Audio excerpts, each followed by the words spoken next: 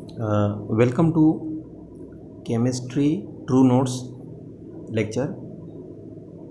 प्यारे बच्चों, dear students, हम आज से 11वीं स्टैंडर्ड का 11th स्टैंडर्ड का केमिस्ट्री शुरू कर रहे हैं। हम इस वीडियो में आपको बताएंगे कि केमिस्ट्री आपको कैसी पढ़ना है और 11th में कौन सी केमिस्ट्री है। देखिए, आपने 10th में पढ़ा होगा या नहीं पढ़ा होगा कोई बात नहीं, लेकिन आपको कुछ वर्ड्स याद होना चाहिए। जैसे कि कार्बन आपको याद होना चाहिए, कार्बन, ठीक है। आपको नाइट्रोजन याद होना चाहिए होगा, आपने हाइड्रोजन सुना होगा, ये सिंपल्स है एलिमेंट्स के।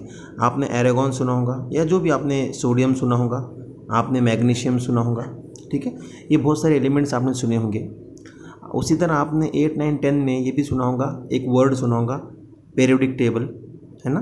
पीरियोडिक टेबल भी सुना होगा आपने, ठीक है।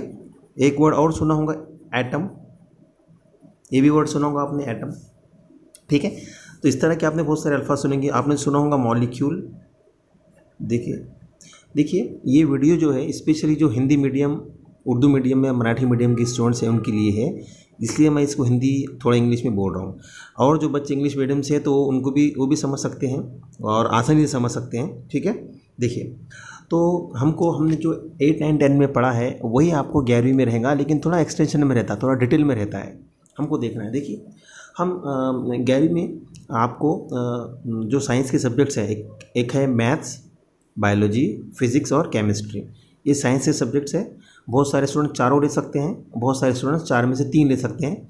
कोई मैथ बायोलॉजी ले सकता है, या कोई मैथ छोड़ के बायोलॉजी, फिज़िक्स, केमिस्ट्री ले सकता है, या फिर कोई मैथ की जगह पर बायोलॉजी या बायोलॉजी की जगह पर केमिस्ट्री मैथ ले सकता है। यानी कि केमिस्ट्री और फिज़िक्स 2 कंपलसरी सब्जेक्ट है BC है, साइंस कर जो साइंस से ले रहे हैं एडमिशन और जिन्होंने लिया है, और मैथ और बायोलॉजी आपको कंपलसरी, दोनों में से एक लेना है।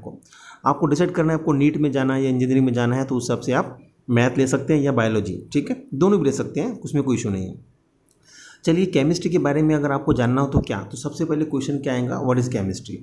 तो मैं आपको बताना चाहता हूँ कि आपकी जो 11वीं की बुक है, 11वीं की जो बुक है वो ये बोर्ड की बुक है। आपको बताना चाहूँगा, ये है वो बोर्ड वालों के लिए ये बुक है, ठीक है, जो अभी नई आई है, न्यू बुक है। और अब इसमें जो सिलेबस आया है ये बिल्कुल उसी तरह है जो कि CBSE बोर्ड का है।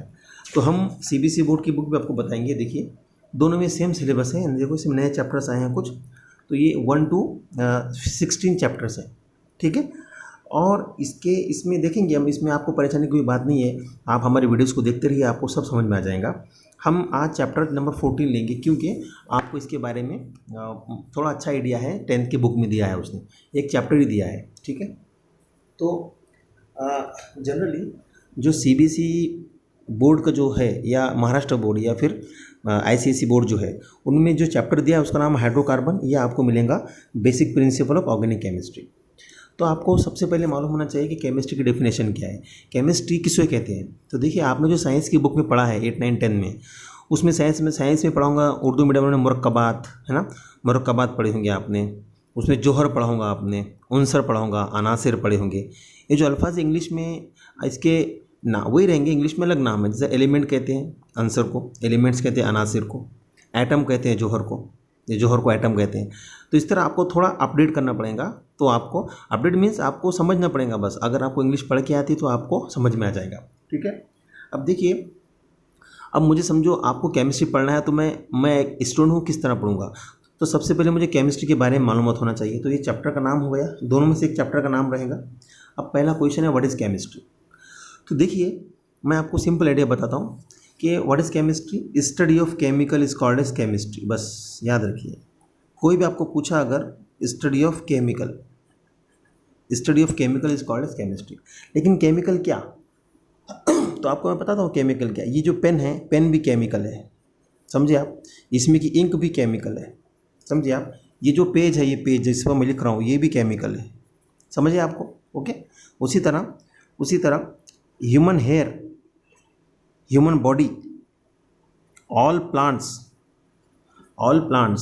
एलिमेंट्स। आप जो इडली खाते हो, इडली, डोसा, सांभर, वड़ा, समझे ना, आलू बोंडा, वड़ा पाव, सब केमिकल्स है। दवाई, खांसी की दवा, बुखार की गोली, समझे, समझ में आ रहा है आपको, सब केमिकल्स है। लेकिन अब वो केमिकल दो तरह के होते हैं, ये आपको यहाँ से अब नया पॉइंट समझना है, ठीक है ना। उसी तरह आपके जो कॉलेज का बैग है वो भी केमिकल है, समझ में आया। पीने की बोतल वो भी बैग है, वो भी केमिकल है। उसमें जो पानी है वो भी केमिकल है। आपका खाने का डब्बा भी केमिकल है, समझ में आया। सब केमिकल, एवरीथिंग इज़ केमिकल।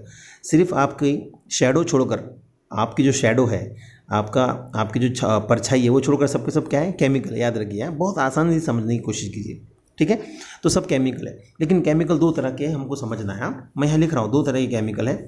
एक है ऑर्गेनिक केमिकल, एक है ऑर्गेनिक केमिकल, दूसरी है नॉन ऑर्गेनिक, उसको बोलते हैं इनऑर्गेनिक केमिकल, ठीक है। ये याद रखिए आप। तो अब हमको ये समझना है कि ऑर्गेनिक और इनऑर्गेनिक किसे कहते हैं, ठीक है। तो बहुत आसान है, बहुत सारे एलिमेंट्स हैं। तो आपने सुना है वर्ड पीरियोडिक टेबल, है ना, 8, 9, 10 में सुना है आपने। तो हमने सुना है उसमें कि 118 एलिमेंट थे, कुछ लोग कहते हैं 112 है। तो हमको उस पर बहस नहीं करना है, वो कोई नहीं पूछेगा आपको क्वेश्चन कि कितने एलिमेंट्स हैं, वो तो हो गया है, हाई स्कूल लेवल पर हो गया। अब जितने भी याद है आपको क्या करना है कि आपको 2-3 एलिमेंट्स याद है, जैसे कि कार्बन आपको याद है, कार्बनिक एलिमेंट है, ठीक है। तो बस यहीं रुकना है, कार्बनिक एलिमेंट है। तो ऐसे कंपाउंड्स, दुनिया में जो कंपाउंड साइंटिस्ट लोगों ने मालूम किए हैं, तो उनको दो ही कैटेगरी मिली है, एक ऑर्गेनिक कंपाउंड्स की मिली है, एक इनऑर्गेनिक कंपाउंड्स की मिली है, ठीक है। अब हम समझेंगे कि अभी मुझे एग्जांपल देकर कैसा समझने की कोशिश, कैसे समझेंगे हम एग्जांपल लेकर कि ये ऑर्गेनिक है, ये इनऑर्गेनिक है। तो देख लीजिए, ह्यूमन बॉडी इज ऑर्गेनिक। जो ह्यूमन बॉडी है, ह्यूमन बॉडी यानी हमारा जो जिस्म है वो ऑर्गेनिक है, ठीक है, ऑर्गेनिक है, याद रखिए। उसी तरह प्लांट भी ऑर्गेनिक है, एनिमल भी ऑर्गेनिक है, याद रखिए। यानी कि तीनों भी लिविंग थिंग्स है, तीनों भी लिविंग थिंग क्या है, ऑर्गेनिक है। अब क्वेश्चन ये आता है कि भाई हम इसको ऑर्गेनिक क्यों बोल रहे हैं, है ना, ये वेरी जनरल क्वेश्चन है। तो देखिए, अब आपको जाना पड़ेगा फिर 8, 9, 10 की बुक में। हमने देखा है कि ह्यूमन बॉडी में क्या क्या रहता है, आपने देखा है सेल होता है ना, सेल होता है, राइट। अब सेल जो होता है, ये सेल, या हम इसको और समझने की कोशिश करेंगे। जब आप इंसान को जलाते हो या प्लांट जलाते हो, या इंसान जलाते में मरने के बाद जो लोग जलाते हैं, या प्लांट्स जलाते हैं आप, तो उसका क्या बनता है, कोयला बनता है, उसको कोल बोलते हैं। क्या बोलते हैं उसको, कोल। कुछ लोग उसको चारकोल बोलते हैं, कुछ लोग उसको चारकोल बोलते हैं ना, कोयला का। और उसका एक और वर्ड है साइंस में, उसे बोलते हैं कार्बन। क्या बोलते हैं उसे, कार्बन।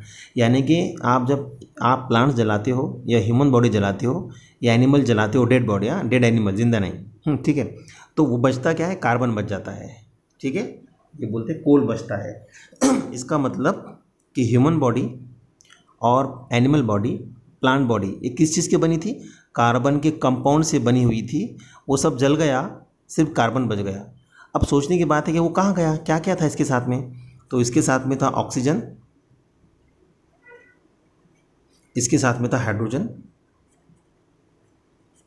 बहुत ज़्यादा मिकदार में हाइड्रोजन था, ये ऑक्सीजन कम था। और कुछ एलिमेंट्स और थे, जैसे कि फास्फोरस था, सल्फर था, नाइट्रोजन था, ये कम थे, ये भी कम था, लेकिन ये बहुत ज़्यादा था। तो कार्बन और हाइड्रोजन के कंपाउंड्स थे, थोड़ा सा उसमें ऑक्सीजन भी था, थोड़ा सा फास्फोरस भी था, सल्फर भी था, नाइट्रोजन भी था, ठीक है। अब मैं क्यों देखिए, अगर आपने 8, 9, 10 में बायोलॉजी पढ़ा होगा तो आपको मालूम होगा DNA, RNA, प्रोटीन, वो सब क्या है, carbon, oxygen, hydrogen, phosphorus, sulphur और नाइट्रोजन, यही है, और कुछ भी नहीं है। इसीलिए ह्यूमन बॉडी को, एनिमल बॉडी को, प्लांट बॉडी को ऑर्गेनिक बॉडी कहा जाता है, या ऑर्गेनिक कंपाउंड से बनी हुई है वो। तो अब हमको डेफिनेशन मिल गई है कि व्हाट इज़ ऑर्गेनिक कंपाउंड। बहुत आसान डेफिनेशन है। What is organic compound, compounds of, ये आप उसको केमिकल बोलेंगे, ठीक है, compounds of carbon and hydrogen, बस ये डेफिनेशन है। Organic compound is what is the definition of organic compound, compounds of carbon and hydrogen is called as organic compound. समझ में आ गया आपको, बहुत सिंपल है। हम एग्जांपल लेंगे, आपने 8, 9, 10 में पहली एग्जांपल पढ़ा होगा CH4, इसके बारे में हम डिटेल में लेंगे। इसको बोलते हैं मीथेन, ठीक है, आप जानते होंगे इसको बोलते हैं मीथेन। इसका और एक नाम आपने देखा होगा 10th की बुक में, मार्श गैस। ये जहाँ पर मिली, ये मार्श है ना, जगह का नाम, मैंने कहाँ पर जगह का नाम, जैसा कि समझते हैं इसको, आपने देखा होगा एक तालाब होता है, पानी का तालाब, ये पानी का तालाब है जंगल में, और यहाँ बहुत बड़े बड़े झाड़ होते हैं, है ना, इसके आजू बाजू। अब देखिए, ये जो पानी का तालाब है, इस पानी के तालाब में ये जो कीचड़ बोलते हैं ना, कीचड़ वहाँ पर, हाँ, उसको बोलते हैं मार्शी प्लेसेस। अभी समझो एक बहुत बड़ा पानी का तालाब है, हज़ारों सालों हो गए उसको, और वो यहाँ पर बहुत सारे पौधे उगते हैं, सड़ जाते हैं, वही डिकम्पोज हो जाते हैं, बहुत सारे पौधे उगते हैं, सड़ते हैं, और तो ये जो प्लेस है, ये पॉन्ड का जो प्लेस है, यहाँ पे ये गैस पाई गई, इसे कहते हैं मार्शी प्लेसेस। मार्शी प्लेसेस बोलते हैं इसे, मार्शी प्लेसेस, इसे कहते हैं मार्शी, ऐसी जगह इसे मार्शी जगह कहते हैं, ठीक है। और यहाँ पे ये गैस पाई गई, इसलिए इसे मार्श गैस भी कहते हैं। ये सिंपल इसकी हिस्ट्री है, आपको याद रखना है, ठीक है। ये मीथेन पहला है। अब बात होती है इनऑर्गेनिक कंपाउंड की। देखिए inorganic, what is inorganic now? तो इनऑर्गेनिक कंपाउंड इसको बोलेंगे इनऑर्गेनिक कंपाउंड। तो बहुत आसान है, किसे कहेंगे इनऑर्गेनिक कंपाउंड्स, किसे कहेंगे ऑर्गेनिक कंपाउंड्स? ऐसे कंपाउंड जो कार्बन और हाइड्रोजन से मिलकर बने उसे ऑर्गेनिक कंपाउंड कहते हैं। अब भाई देखिए, पीरियोडिक टेबल में से कार्बन हाइड्रोजन चले गया, यानी कि कार्बन और हाइड्रोजन के कंपाउंड से ऑर्गेनिक कंपाउंड बोलते हैं। अब जो बचा, तो आप बोलोगे कि ऐसे कंपाउंड्स या ऐसे केमिकल्स, सिंपल ऐसे chemicals compounds which are formed by, जो बने हैं, विच आर फॉर्म्ड, जो बने हैं, ऐसे कंपाउंड्स जो बने हैं, which are formed by elements, ऐसे अनासिर या ऐसे elements other than carbon and hydrogen.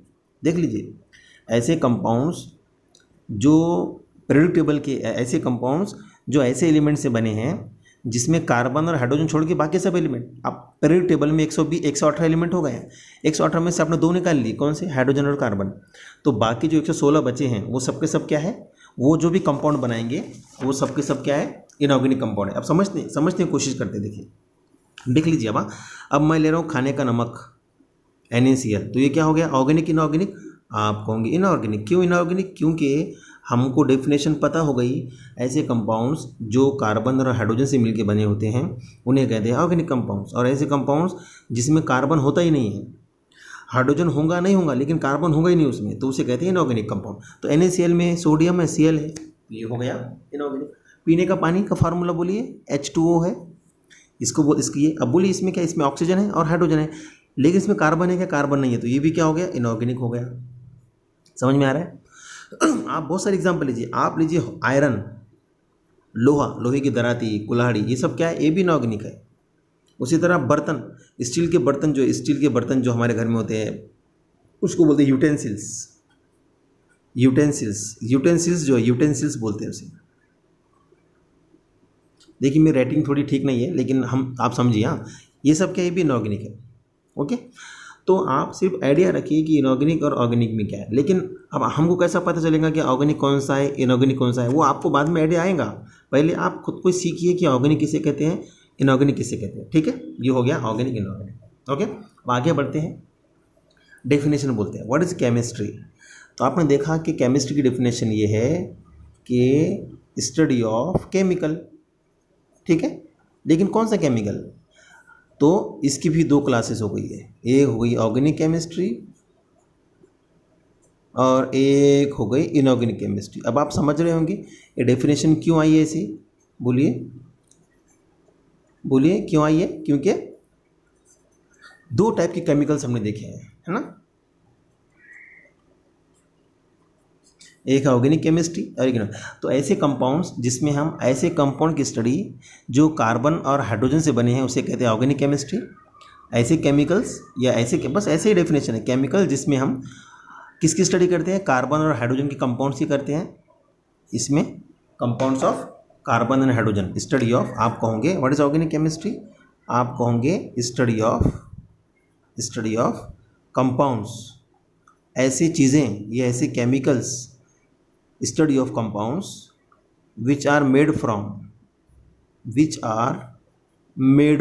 जो बने हैं, किस चीज़ से बने हैं? Which are made from carbon and hydrogen. इसकी बहुत सारे एग्जांपल्स हैं, और इसका और एक नाम क्या है? दे आर आल्सो कॉल्ड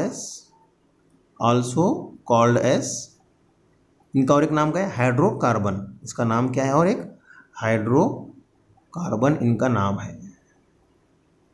इनका नाम क्या है, हाइड्रोकार्बन। ठीक है, अब इसके बहुत सारे एग्जांपल्स हैं, हम इसकी क्लासेस भी लेंगे। इनका नाम क्या है, हाइड्रोकार्बन। और बाकी जितने भी कंपाउंड्स हैं वो इनऑर्गेनिक केमिस्ट्री में आते हैं। तो आप क्या बोलेंगे, स्टडी ऑफ, आप कहोगे study of compounds, study of compounds made from, made up of या made from, which are made from और मेड अप ऑफ एलिमेंट्स, ऐसे एलिमेंट से बने हैं other than carbon and hydrogen. देखिए ये हमको बेसिक आइडिया ये सीखिए, डोंट, हम आपको पूरा सिखा देंगे केमिस्ट्री इंशाल्लाह। देखिए तो देखिए study of compounds made of elements other than carbon and hydrogen, they are called as inorganic compounds. तो बहुत सारे NaCl, H2O, ठीक है, बहुत सारे हैं। ठीक है, इनको क्या कहेंगे हम, इनऑर्गेनिक केमिकल्स कहेंगे, ये इनऑर्गेनिक कंपाउंड्स कहेंगे। ठीक है, यस। उसके बाद में हम जाते हैं इसके बारे में, अब हम ये समझते हैं इसी तरह एक पॉइंट हम आपको बताना चाह रहे हैं। तो ये तो स्टडी हो गई है, लेकिन स्टडी में क्या करोगे आप, स्टडी में आप क्या करोगे, तो आपको करना है 3 चीज़ों की स्टडी। एक है उसकी स्ट्रक्चर के बारे में, यानी वो कैसा बना है, कैसा दिखता है ना। दूसरा है वो केमिकल, उसका कंपोजिशन क्या है, यानी उसमें क्या क्या है, कितने कार्बन है, कितने हाइड्रोजन है, कितने नाइट्रोजन है, ठीक है, कंपोजिशन। और उसके बाद में उसकी प्रॉपर्टी, यानी करता क्या है वो, उसकी देखने में कैसा है, हाथ पर रखेंगे तो क्या होगा, उसे कहते हैं प्रॉपर्टीज़। खाएंगे तो क्या होगा, पानी में डालेंगे तो क्या होगा, हवा में रखेंगे तो क्या होगा, इसे कहते हैं स्टडी ऑफ। स्टडी, ये 3 चीज़ें मालूम करना, किसके, हाइड्रोकार्बन की। कौन क्या मालूम करना, हाइड्रोकार्बन के। अगर समझो मीथेन लिया हमने, अगर मीथेन का स्ट्रक्चर, कंपोजिशन और प्रोडक्ट प्रॉपर्टीज मालूम किया आपने, उसे कहेंगे ऑर्गेनिक केमिस्ट्री। ये study of a chemical, what study, structure, composition and properties, इसे कहते हैं CSP, याद रखिए, कंपोजिशन, स्ट्रक्चर और प्रॉपर्टी। कैसे भी पढ़ सकते हैं आप, नो प्रॉब्लम, इसे कहते हैं हम ऑर्गेनिक केमिस्ट्री। ठीक है, और उसी तरह इनऑर्गेनिक केमिस्ट्री का हमको इतना डिटेल में जाने की ज़रूरत नहीं है, क्योंकि जब हम वो लेंगे तो आपको समझ में आएगा। ठीक है, अब हम बात करेंगे हाइड्रोकार्बन की। हाइड्रोकार्बन के बारे में हम बात करेंगे।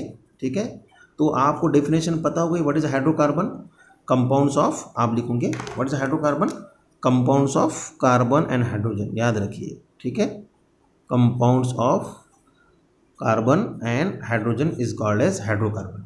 ठीक है, अब ये क्या है हम आपको नेक्स्ट वीडियो में बताएंगे। तब तक आप ये वीडियो देखिए और इस वीडियो को लाइक कीजिए। ठीक है।